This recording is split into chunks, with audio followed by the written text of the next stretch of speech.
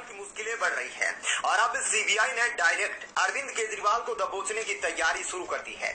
आखिर ऐसी क्या नौबत आई है, तो अब उसके बारे में आपको जानकारी दे दी।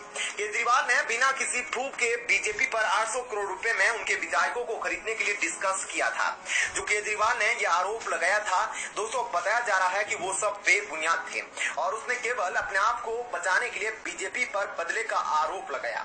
लेकिन दोस्तों सीबीआई कहीं ना कहीं अरविंद केजरीवाल से ज्यादा तेज है और अब सीबीआई ने डायरेक्टर अरविंद केजरीवाल को पकड़ने के लिए नोटिस भेजा है।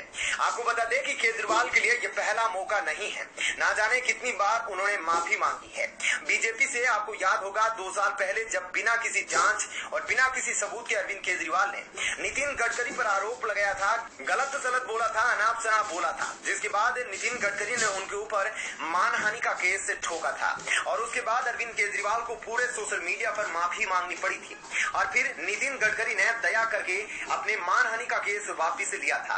लेकिन इस बार बीजेपी केजरीवाल को छोड़ने वाली नहीं है, क्योंकि पहली बार तो कोई भी माफ कर देता है, लेकिन दोस्तों इस बार केजरीवाल ने पूरे बीजेपी को बदनाम करने के लिए बड़ी साजिश रची है दोस्तों। और केवल बदनाम करने के लिए नहीं, बल्कि मनीष सिसोदिया और अपने आप को बचाने के लिए भी उन्होंने यह बड़ा पैंतरा चला है, बड़ी चाल चली है।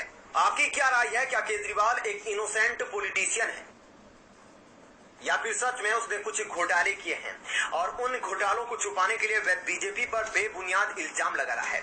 इस बारे में आपका क्या कहना है, आप कमेंट करके जरूर बताइएगा दोस्तों। इसके साथ ही आपको ये भी बता दें कि दोस्तों अब केजरीवाल की पार्टी ज्यादा दिन नहीं टिकने वाली है, क्योंकि सीबीआई लगातार तो रेड पर रेड कर रही है मनीष सिसोदिया के घर, और अब केजरीवाल के घर पर आजकल में शुरू होगी रेड और उसके बाद ये साफ साफ दिख जाएगा कि केजरीवाल कैसा शख्स था दोस्तों। क्योंकि भले ही केजरीवाल ने घोटाला किया, लेकिन घोटाला घोटाला ही होता है और उसका करियर बर्बाद हो सकता है दोस्तों। और वह जिस सीएम की कुर्सी पर बैठा है वह कुर्सी भी जा सकती है।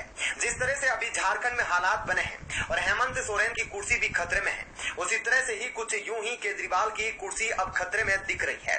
और देखना यह होगा कि बीजेपी कब ऐलान करती है सीबीआई जांच का दोस्तों। भले ही अरविंद केजरीवाल मनीष सिसोदिया को लगातार कट्टर ईमानदार बता रहे हैं, लेकिन उनकी चर्चित शराब पॉलिसी विवादों में घिरी हुई है और अब उन पर ऐसा आरोप लगाया जा रहा है कि दिल्ली सरकार की शराब नीति को जानबूझकर इस तरह से बनाया गया ताकि शराब कारोबारियों को फायदा पहुंच सके और वे ज्यादा लाभ कमा सके, क्योंकि दिल्ली सरकार की पुरानी शराब नीति की तुलना में मनीष सिसोदिया द्वारा लाई गई नई नीति के तहत शराब विक्रेताओं को रिटेल मार्जिन में 989% का इजाफा हुआ है दोस्तों, जो काफी ज्यादा है।